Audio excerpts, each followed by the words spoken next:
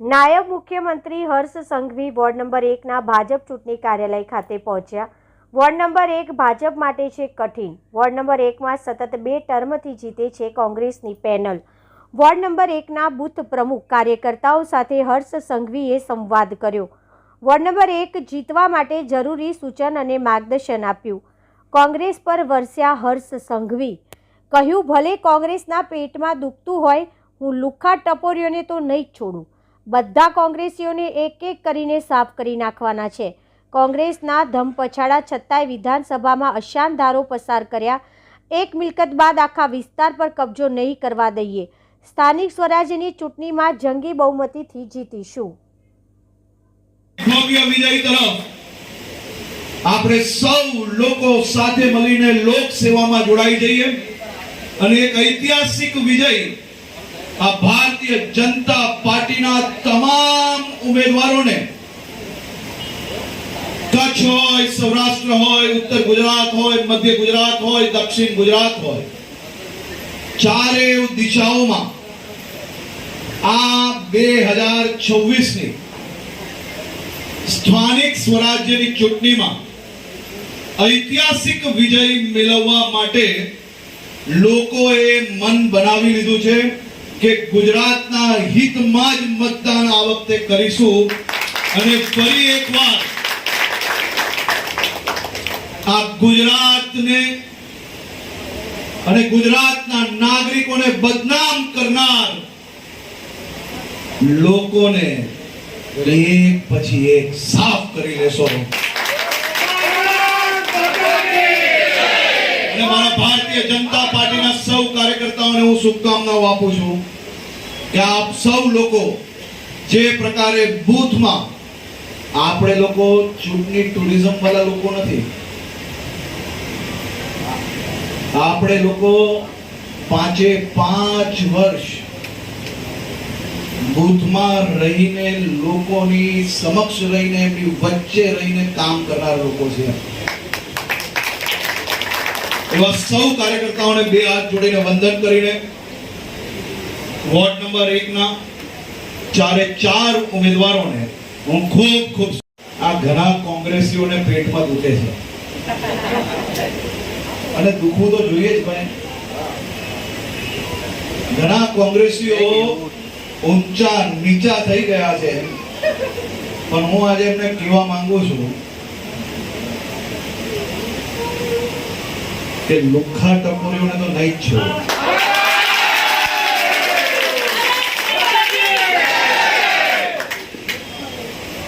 આ કોંગ્રેસીઓને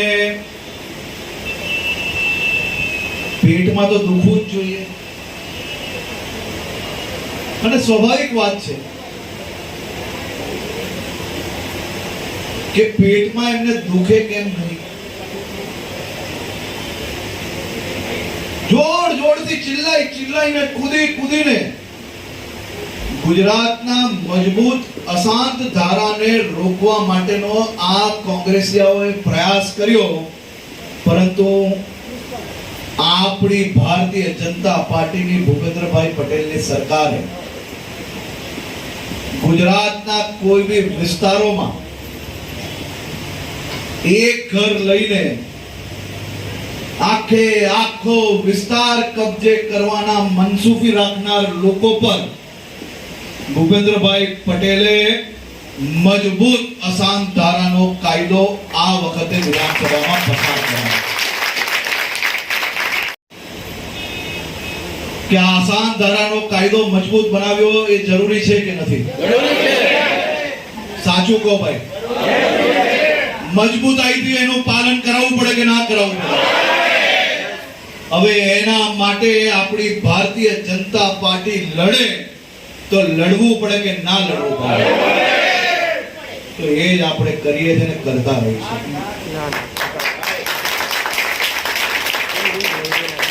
અને મારા ગુજરાતના સૌ નાગરિકો માટે આદરણીય મુખ્યમંત્રી શ્રી ભૂપેન્દ્રભાઈ પટેલના માર્ગદર્શનમાં એક પછી એક મહત્વના કામોને આગળ વધારવામાં આવી રહ્યા છે।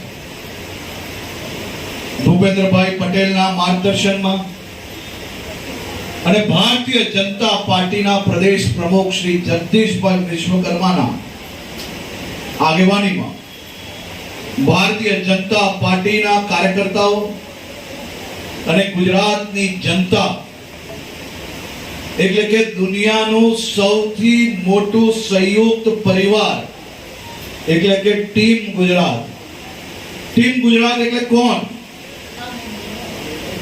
ગુજરાતના નાગરિક અને ભારતીય જનતા પાર્ટી પ્રચારના શ્રી ગણેશ કર્યા છે આખા રાજ્યમાં 15 મહાનગરપાલિકાઓમાં શું મેસેજ આપશો આપ? ગુજરાતની જનતા અને ભારતીય જનતા પાર્ટી એ દુનિયાનો સૌથી મોટો સંયુક્ત પરિવાર છે. ભારતીય જનતા પાર્ટીના ગુજરાત પ્રદેશના અધ્યક્ષ શ્રી જગદીશભાઈ વિશ્વકર્મા, ગુજરાતના મુખ્યમંત્રી શ્રી ભૂપેન્દ્રભાઈ પટેલ અને ગુજરાતની જનતા સૌ સાથે મળીને ગુજરાતના હિતમાં, ગુજરાતના નાગરિકોના હિતમાં આ વર્ષે 2026ની સ્થાનિક સ્વરાજ્યની ચૂંટણીમાં એક નવો ઇતિહાસ રચવા માટે ગુજરાતના નાગરિકોએ મૂળ બનાવી લીધો છે અને તે જ દર્શાવે છે જે પ્રકારે કાલે વહેલી સવારથી ગુજરાતના તમામ જિલ્લાઓમાં ભારતીય જનતા પાર્ટીના ઉમેદવારોને ગુજરાતના સૌ નાગરિકોએ ખભે બેસાડીને આવનારા 5 વર્ષ માટે સેવા કરવા માટે ફોર્મ ભરાવા માટે આગળ વધ્યા. તે દર્શાવે છે કે આ વર્ષે ગુજરાતના નાગરિકો અને ગુજરાત ભારતીય જનતા પાર્ટીના કાર્યકર્તાઓ સાથે મળીને એક ઇતિહાસ બનાવશે અને જેમને ગુજરાત માટે નફરત છે, જેમને ગુજરાતના નાગરિકો મૂર્ખ દેખાય છે, એવા સૌ લોકોને એક પછી એક જિલ્લામાં ગુજરાતના નાગરિકો એનો સફાયો કરશે.